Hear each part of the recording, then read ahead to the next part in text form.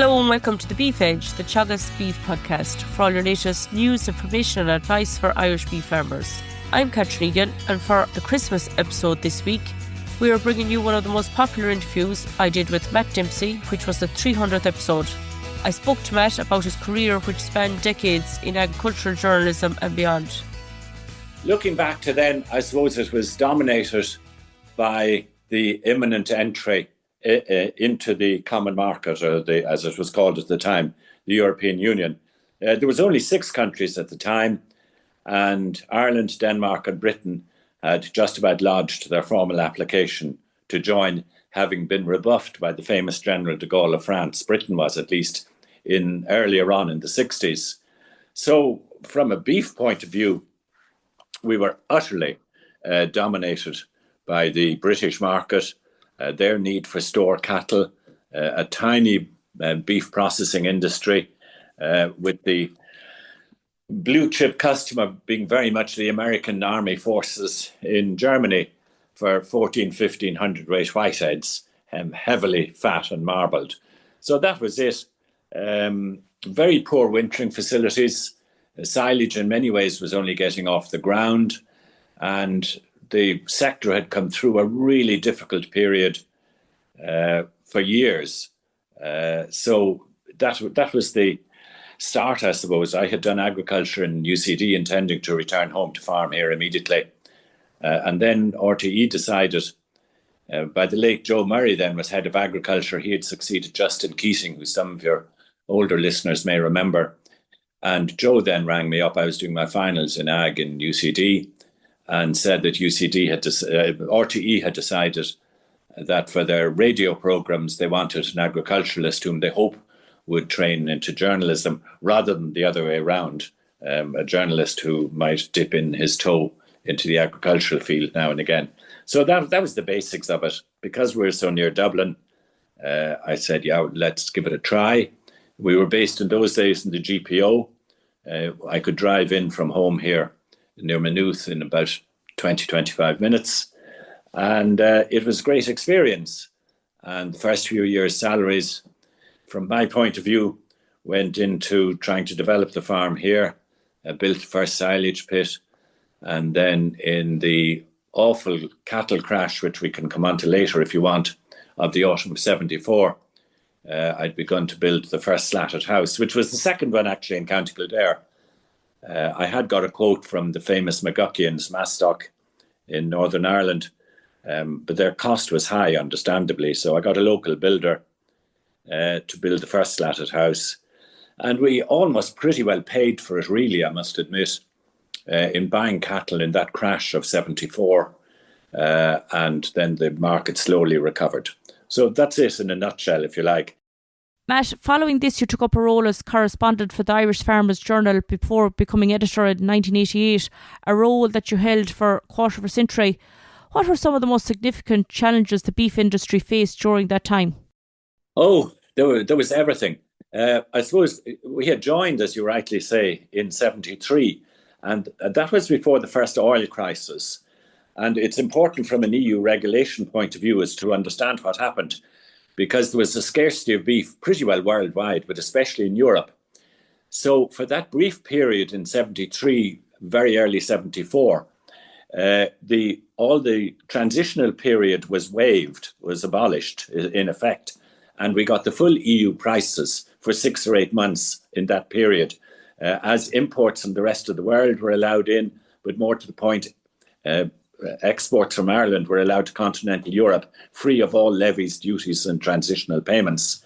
But then, with the oil crisis and a general slowdown in the world economy, suddenly the rules reapplied. And I think it's fair to say, looking back, we didn't really understand what was happening. So there was an awful crash. There was a very bad summer in 74, shortage of fodder, a build-up of stock numbers in anticipation of EU entries, and then a market collapse because the barriers to going to Europe came on, and full transitional levies also applied. So that precipitated a really serious crash in 74. But as I say, I must admit that because I suppose I was just starting and was trying to save some money, we could buy lovely black whitehead stores, I always remember, very cheaply, and they fattened and did very well. But then moving on from there, I think one of the real crunch periods was everything went well from 73 to 78. Milk prices increased, tillage prices increased, cattle prices increased, and farm incomes, from memory, pretty more than doubled in real terms in that period. But then there was a lot of political unrest here in Ireland. Charlie Haughey became Taoiseach. The economy, we had linked ourselves unofficially with the Deutschmark, and our inflation boomed ahead under Charlie Haughey's leadership. And there was a really very significant farm income crisis in the very early 80s. It just began. I remember I was doing a short-term work for the EU Commission, and we had taken a stand in the spring show at that time, which was held in the RDS, and it was the equivalent of the ploughing now as regards agricultural attendances and everything else. And it started in that summer of 79. Interest rates began to go, and by 1980-81, they had gone from roughly 7.5% to over 20% by the middle of 1980-81. So this caught farmers who had invested very heavily during the very good years from 73 to 78 in really very severe problems. And at that stage, I remember Tom Clinton, who later became IFA president, was the chairman of the Tax and Credit Committee in the IFA. And the IFA had to organise a really streamlined service, and not just a service, but also intensive discussions with all the major banks to see what was going to be done with the debt levels that were mushrooming and interest rates of 20%. And there were a lot of farm settlement cases where in a lot of cases farmers had to sell whatever land they bought. They were left with debts. But at the end of the day, the sector came through it and a lot of debts were reduced. But I think it left an indelible mark on my generation that there could be huge instability, there could be falling stock price, there could be severe falls in farm incomes, there could be increase in farm input costs. And I think it gave a lot of people a lot of pause for thought and made investment very carefully considered from then on. Then, of course, the only sector that really was immune to this to a large extent was dairying, which continued. And there were rumblings that intervention was on. A lot of intervention, butter and skim powder was being produced right across the community.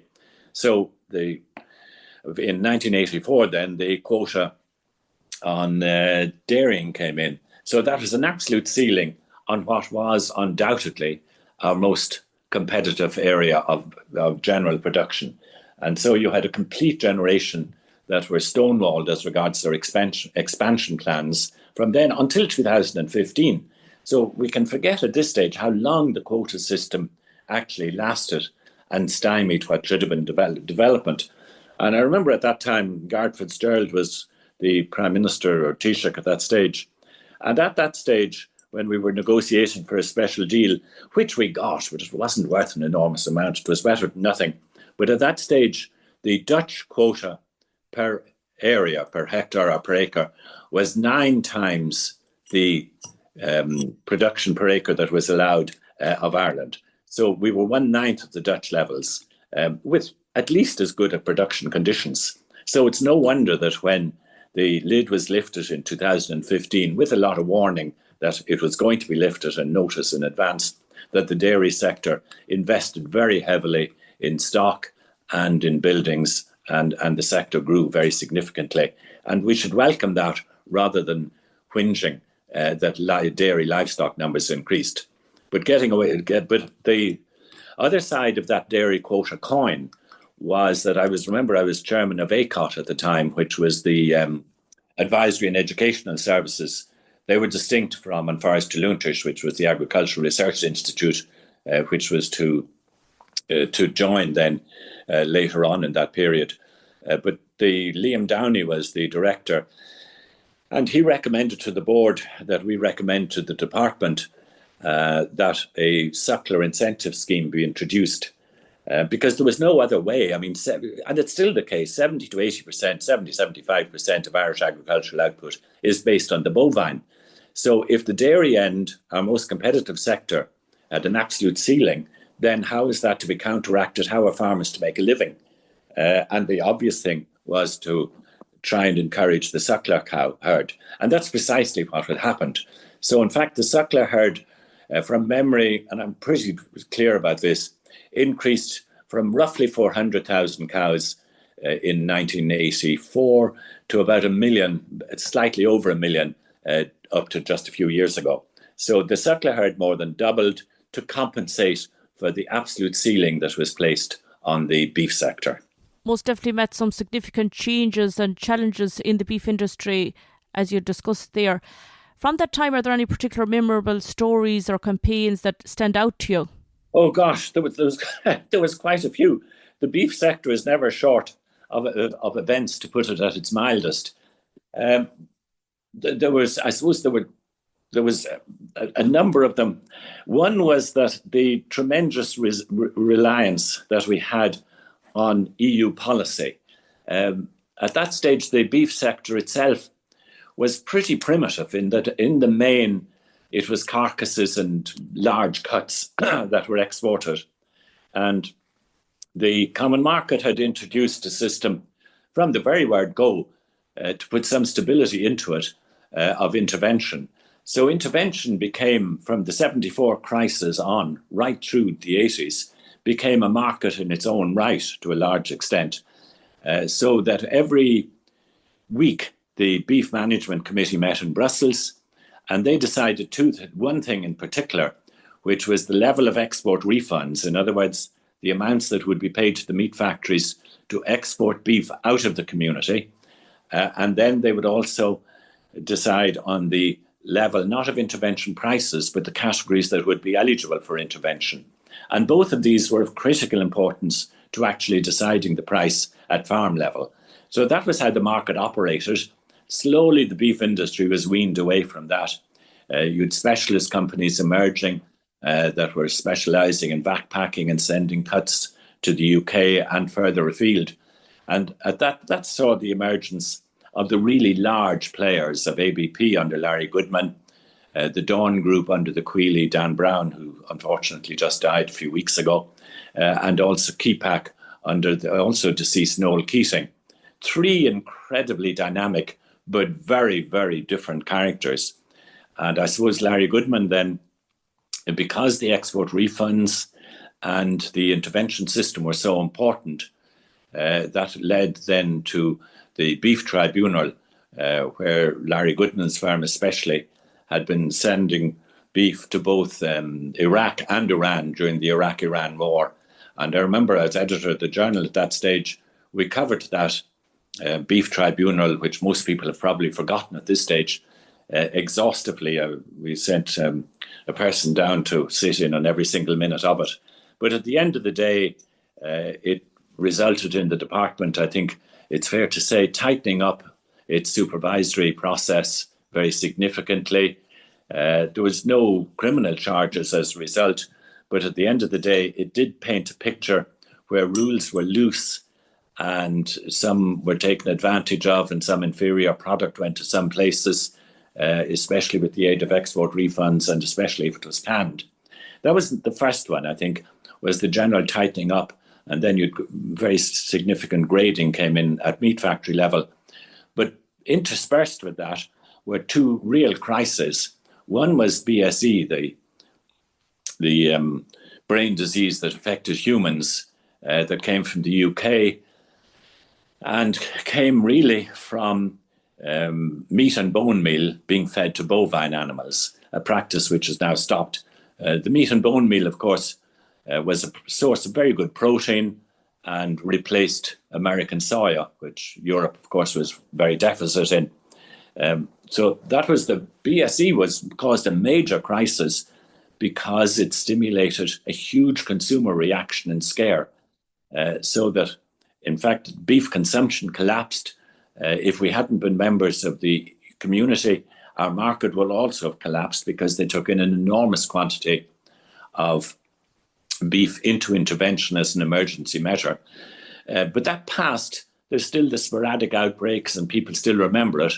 But I think what it really did was it created a climate of real quality control right across the sector, which has stood, in my view, to good stead and is probably partly responsible. This confidence that consumers have in the quality of beef, in the current prices and the current very buoyant consumer demand for beef all over the world, but especially in Europe. There was that. There was the BSE. Then we had also some foot and mouth scares, not just scares, but actually the disease started in sheep up in Louth on the Cooley Peninsula. That created chaos, but nevertheless, we continued to kill. It was much less severe here than it was in Britain, but it did affect the market. And there was a lot of, including the ploughing. We're just seeing the ploughing coming up next week. Ploughing was postponed, cancelled for one of those years. All kinds of national efforts were made to control the spread of the disease. And looking back on it, you could say it was a storm in a teacup.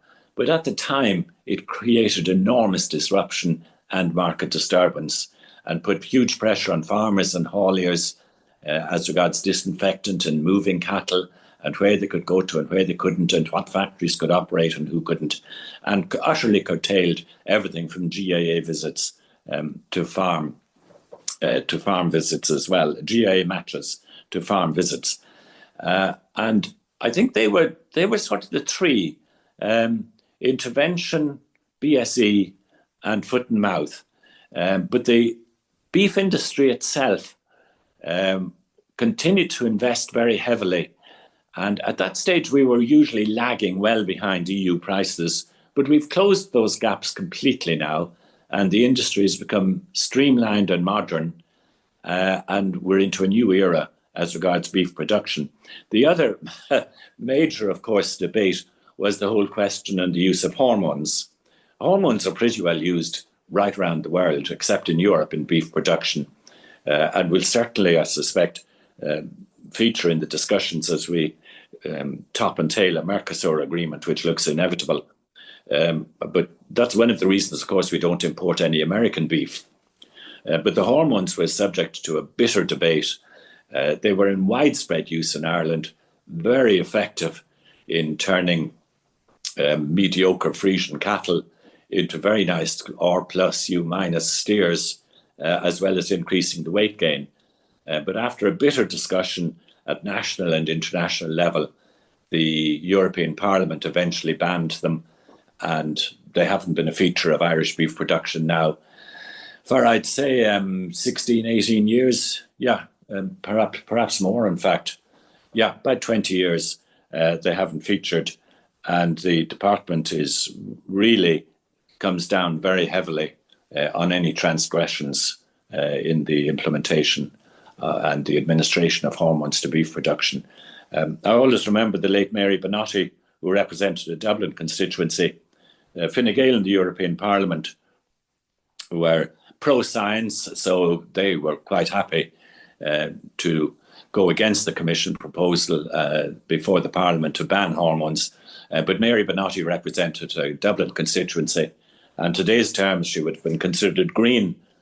So I met her one time at the European Parliament reception, and Mary came up to me and I introduced myself, and she said, "Oh, you're with the Farmers Journal. I can't be seen talking to you in the middle of Dublin here." So off she ran to the far end of the room. But they were just some of the incidents that stick in my memory from that period. Some very interesting, memorable stories, Matt. Particularly, I think a lot of listeners will remember those and stand out for them also. You were president of the Irish Grassland Association and you were awarded the Lifetime Merit Award within the organisation, recognising your dedication to the Irish grassland farming sector.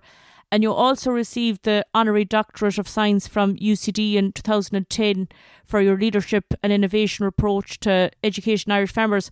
What do you see as the key practices that farmers adopted or can adopt to increase profitability within the farm gate?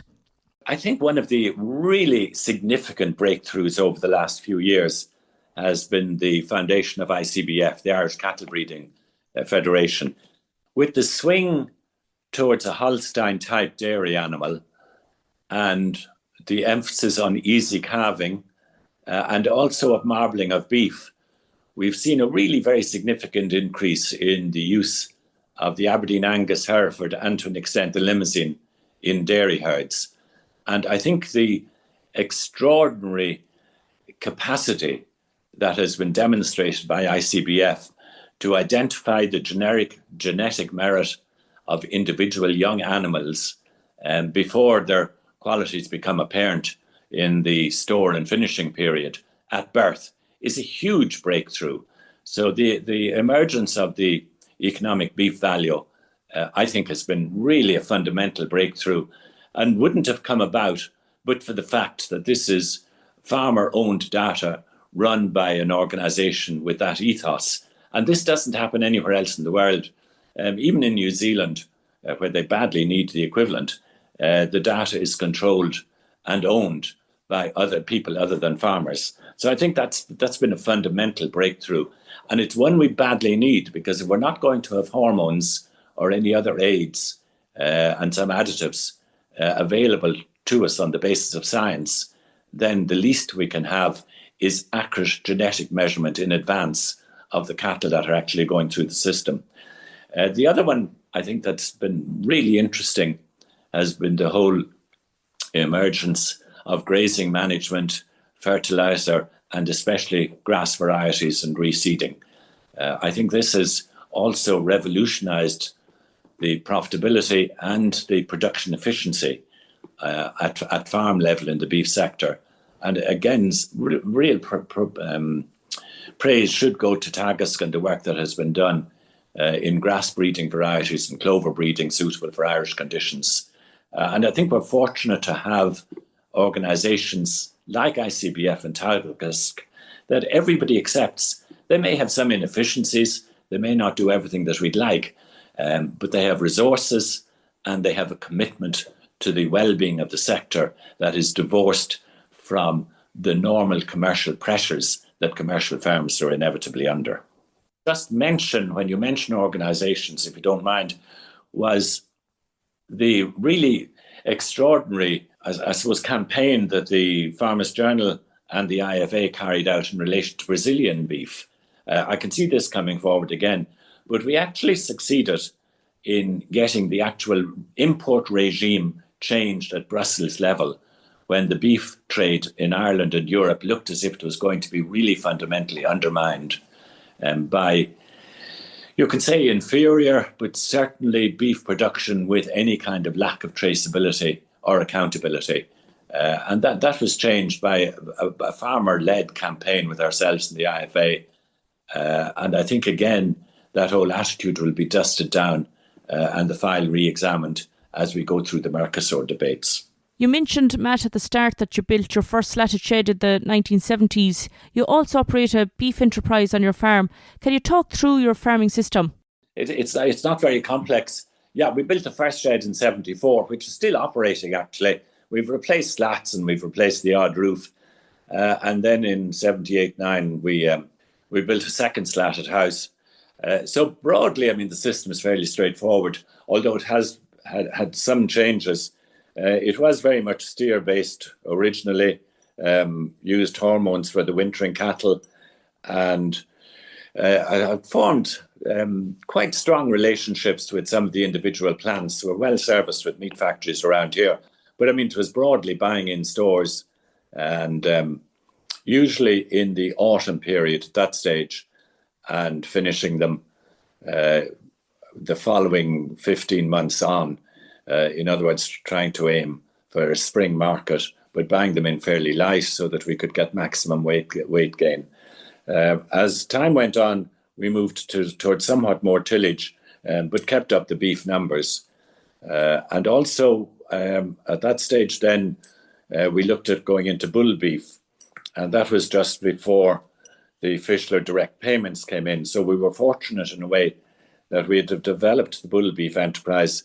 And the bull beef enterprise, the factory I was dealing with, had a very good market in Italy for 22-month-old bulls. And that enabled us to buy them as weanlings, keep them the following summer at grass, aiming for maximum weight gain at grass, which was clearly the most profitable, and then finishing them quickly out of the sheds. The system worked well for quite a while, though I must admit, with bulls, even those not finishing at 16 months but at 22 months, we still inevitably had a mortality rate of somewhere between 3 and 5%, which I found intensely demoralising. There's nothing, I think, for a livestock farmer as distressing as finding a good animal just dead. Or we also had some lameness problems, which I gather is also pretty inevitable with intensive bull systems. But anyway, the factory I was dealing with, its system changed. I had a contract with them. They behaved utterly honourably in that they paid the full price for the bulls we had on hand, but they told me that they wouldn't be handling bulls at that age anymore. So we had a look round. This is only 6 or 8 years ago, I suppose, when the bull system came to an end. And at that stage, it seemed fairly clear that the dairy herd was expanding, that there was very strong continental shipper demand for the continental weanlings that we had been bought. So we changed our system completely to where we would buy Aberdeen Angus weanlings from the dairy herd, using, as I mentioned before, the ICBF commercial beef value indices to the greatest extent we could. And again, try and get as much weight gain as possible at grass, and then finish them to meet the specifications of, at this stage, mainly a British market for a much lighter carcass than the 22-month-old bull, which was usually coming into a carcass weight of sort of from 400 to 420, 430 kilos. The Aberdeen Angus 22-month cattle are coming in much more at a sort of 310, 320 kind of kilo carcass. Inputs are certainly lower. We've increased the numbers a bit to try and compensate for that. But the system has worked quite well, though I must admit it's very hard to measure at this stage what's actually happening with the price of beef having taken such an increase. What I find is obviously that the capital requirements of the system have increased very significantly. But I suspect when the accounts are finally done, that the actual margins from replacement coming into what the cattle have gone out at will also have narrowed significantly. So I think we'll be back where we started as regards margin, more or less, but the capital requirements of doing business will have increased very significantly. In the long term, where do you see the demand for Irish beef products globally? Do you think the high prices are set to continue in the short term or longer term? Well, I have to laugh. Mr. Mokler from Tipperary wrote in, I think he's well into his 90s at this stage, and he wrote in a month or two ago to the Journal asking why did nobody see this increase in price coming, which I thought was a very valid question for somebody that had such a huge reputation in the feeding beef and finishing industry. But what do I think? It looks as if the beef is being reassessed. There's no doubt that the market is increasing for it across the world. And there's also, as I mentioned at the beginning, there also seems to be a very real trust, especially in Ireland and Europe, in the quality control of beef.